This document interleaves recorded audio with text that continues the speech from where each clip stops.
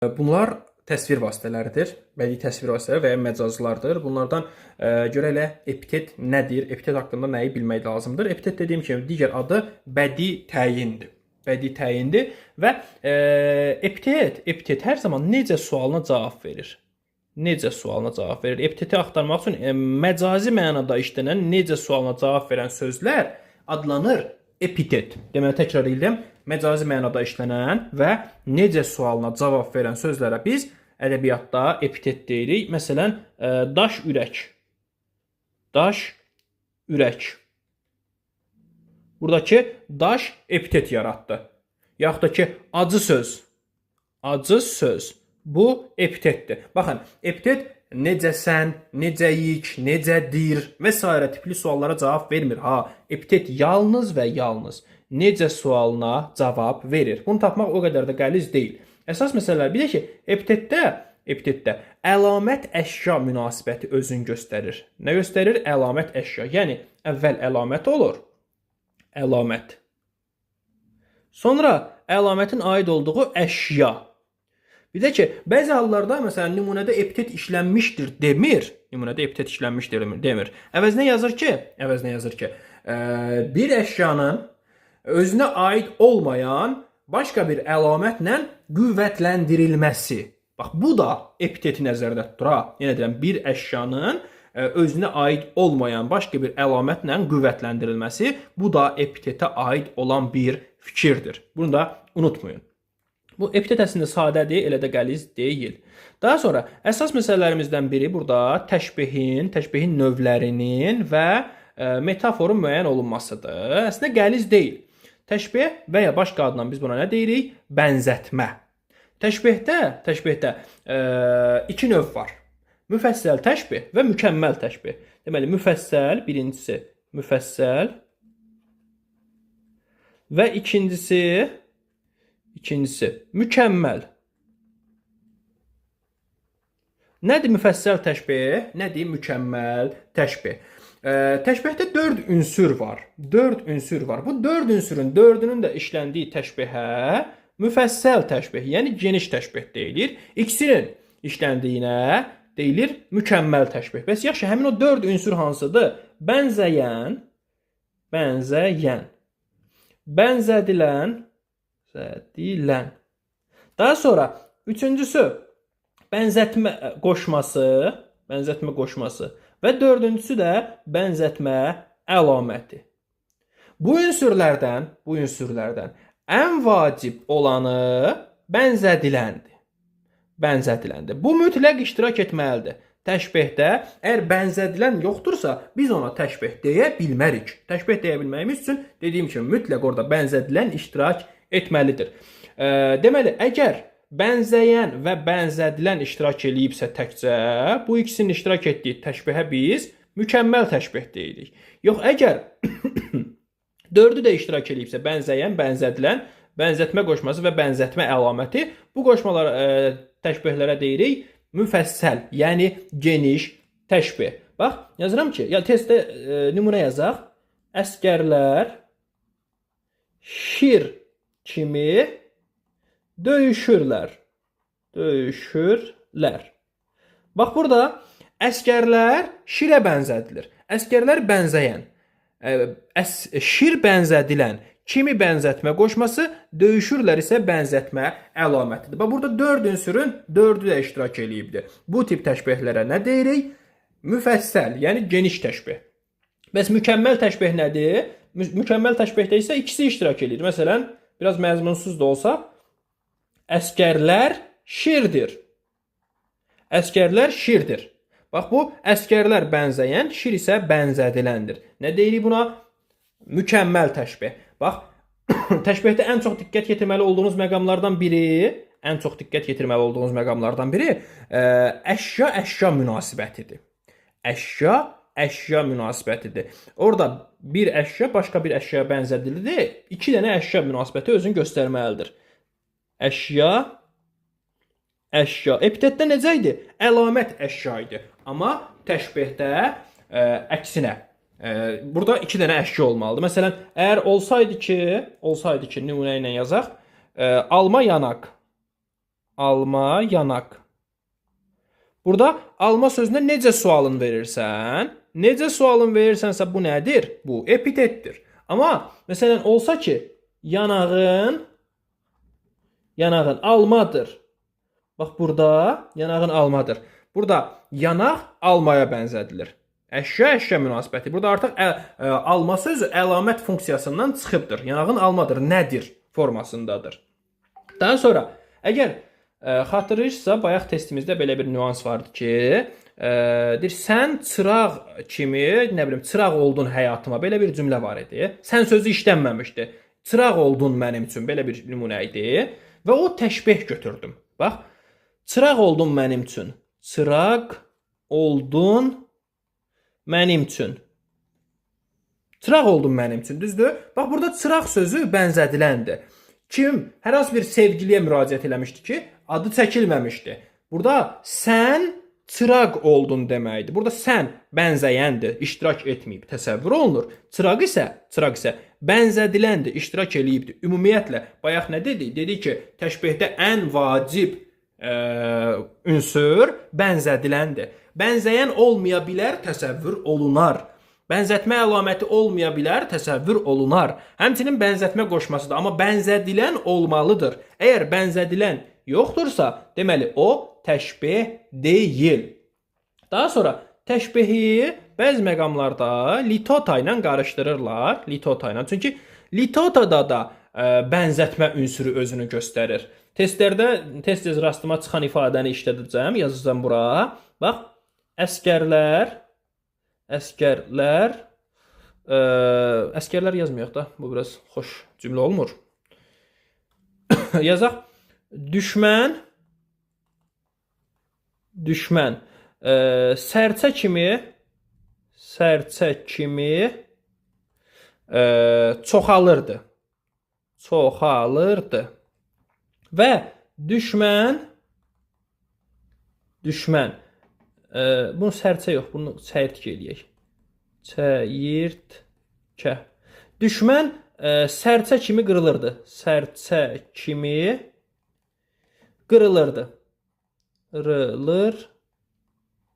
İki dənə cümlə yazdıq. Düşmən çəyirtkə kimi çoxalırdı və düşmən sərçə kimi qırılırdı.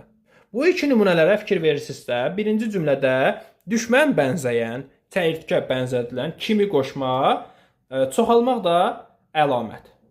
Sonra düşmən sərçə kimi qırılırdı cümləsində düşmən bənzəyən, sərçə bənzədilən, kimi qoşma, qırılır da bənzətmə əlamət. Yəni təşbehin tam olaraq ünsürləri özünü göstərir. Bəs yaxşı, bunların hər ikisi təşbehdirmi? Xeyr. Nə üçün? Çünki təşbehdə müsbət bənzətmə olur. Burada çoxalırdı sözü müsbət bənzətmə olduğu üçün birinci nümunə düşmən çəyirtkə kimi çoxalırdı.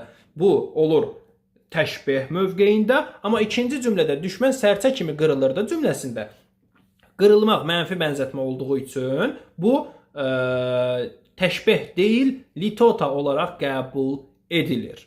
Daha sonra bu düşmən çəyirtkə kimi çoxalırdı nədir? Axı təşbehin belə bir qaydası var ki, təşbeh nədir? Bir əşyanın özündən daha qüvvətli əşyaya bənzədilməsi və ya daha böyük deyək də. Baxırsan ki, axı çəyirtkə balacadır. Yəni necə ola bilər ki, burada özündən qüvvətli və ya özündən böyük olsun? Baxın, düşmən sayı ilə çəyirtkə sayı müqayisə eləyəndə say baxımından çəyirtkələr daha çoxdur, daha üstündür. Yəni daha böyükdür say baxımından, doğrudurmu? Bax, o say baxımından çəyirtkə çox olduğu üçün, böyük olduğu üçün burada təşbeh özünü göstərir. Yenə deyirəm, təşbehdə mütləq əşya münasibətinə diqqət yetirməlisiniz. Əşya münasibəti yoxdursa və ya belə deyim, bənzədilən yoxdursa siz ona təşbeh deyə bilməzsiniz. Çünki təşbehin ən vacib ünsürü məhz elə bənzədiləndir. Bənzədilən mütləq olmalıdır. Daha sonra testdə bəzən təşbeh yerinə, xüsusən MİQ imtahanında görmüşəm bunu, təşbeh yerinə onun əlaməti, xüsusiyyəti verilir. Məsələn, yazır ki, yazmır ki, nümunədə təşbeh işlənmişdir. Yazır ki, nümunədə bir əşyanın başqa bir əşyaya bənzədilməsi əsasında yaranan məcaz növü işlənmişdir. Nə götürəcəksən? Avtomatik təbii ki, təşbehi cavaba götürəcəksən. Daha sonra metafor.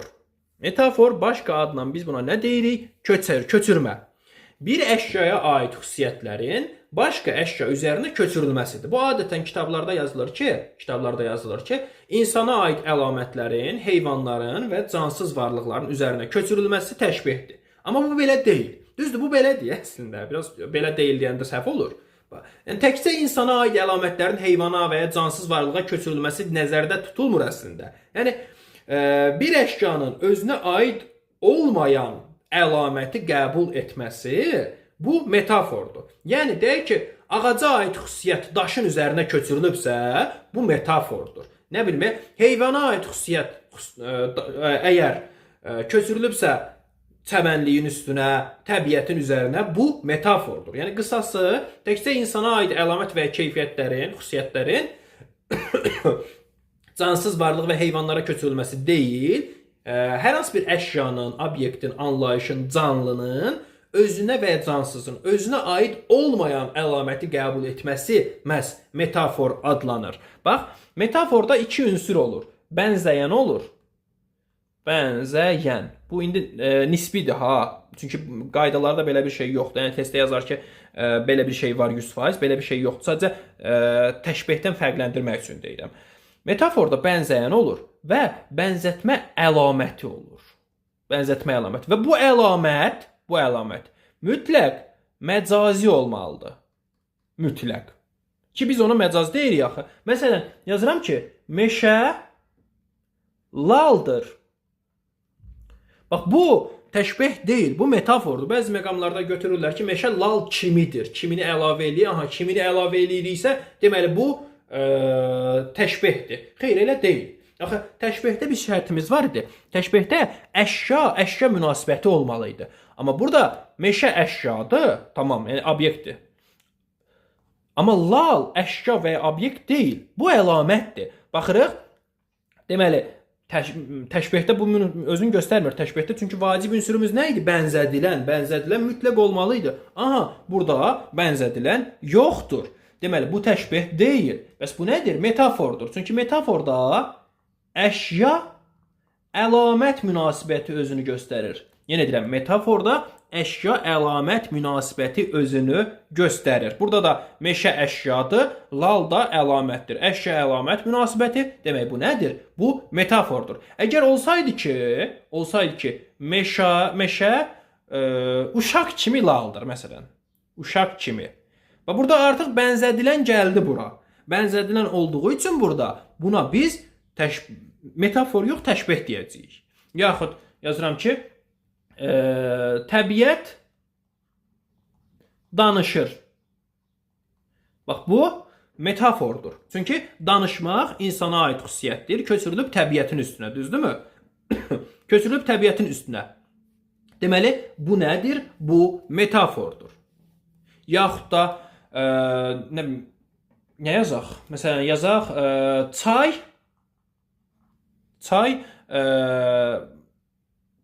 xüsusən allegoriya olan əsərlərdə bu müşahidə olunur. Çay ağacla söhbət edirdi. Çay söhbət eləməz axı, düzdürmü? Bu nədir? Çay söhbət edirdi.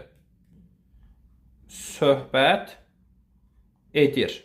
Bu nədir? Bu metafordur.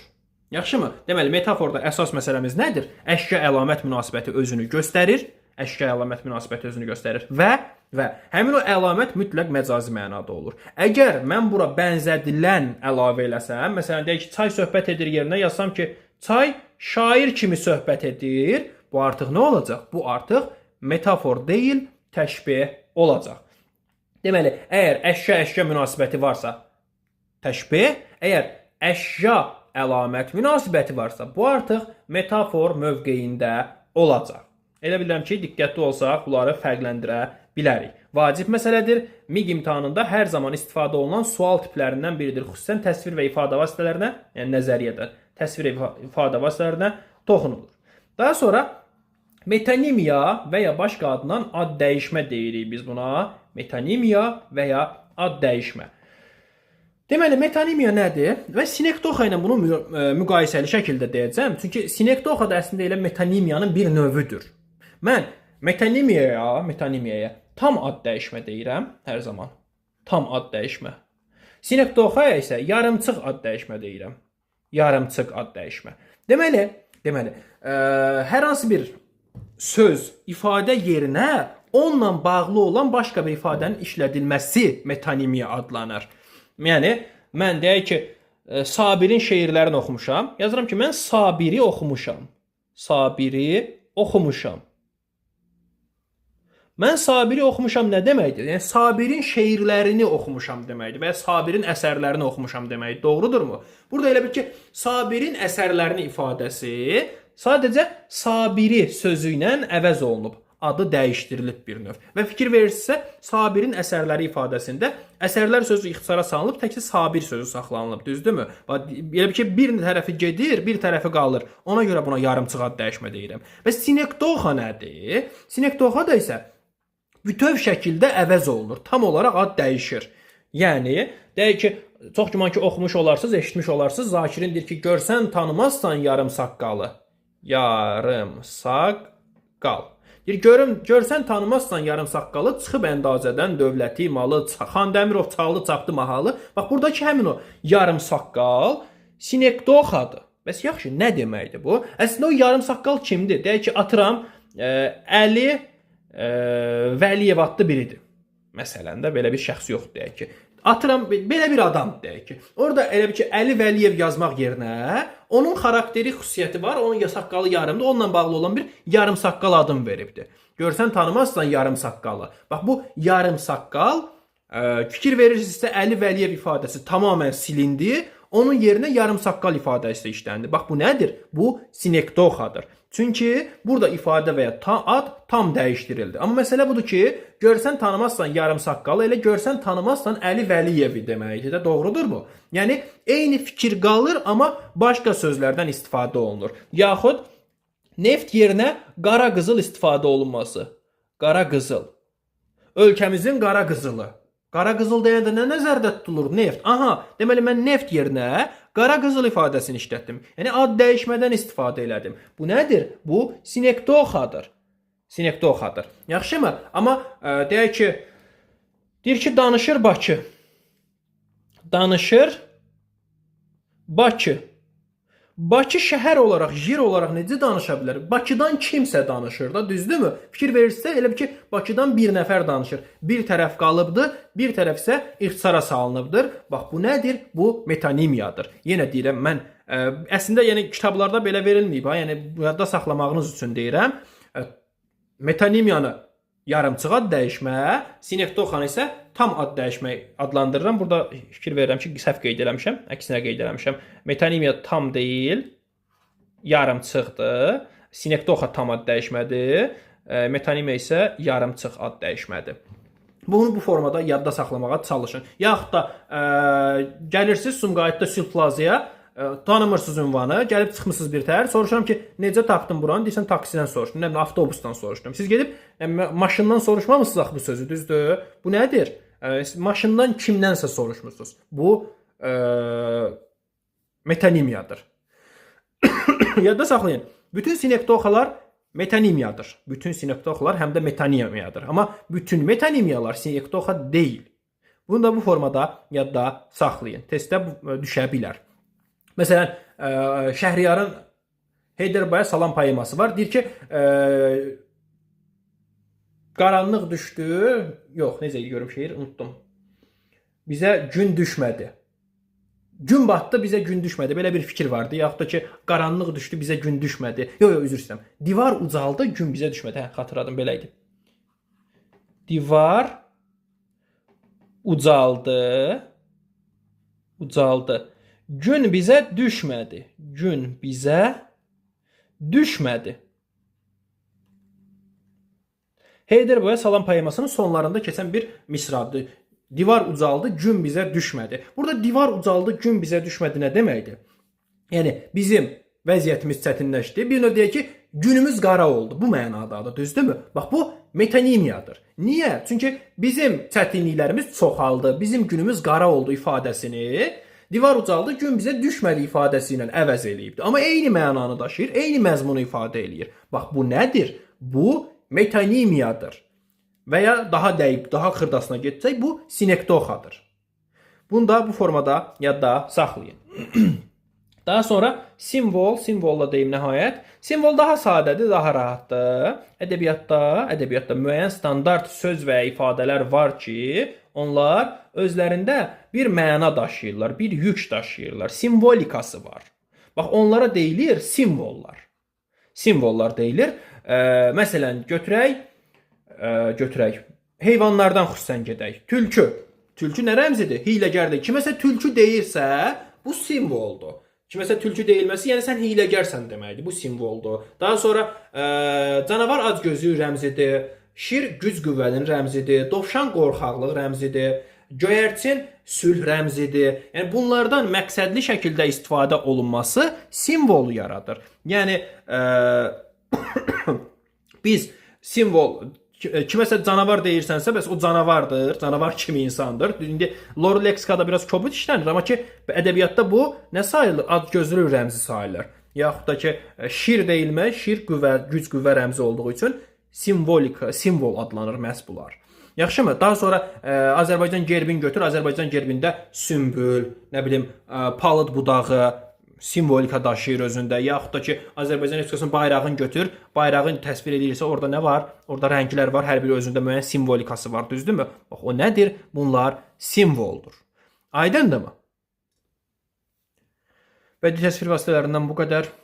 Əgər sualınız olarsa, başa düşməyiniz hər hansı bir məsələ olarsa, gördüyünüz nömrələrlə 055 889 44 59 nömrəsi ilə əlaqə saxlaya bilərsiniz. Həmçinin dərslərimiz haqqında məlumat almaq üçün də məhz bu nömrə aktivdir.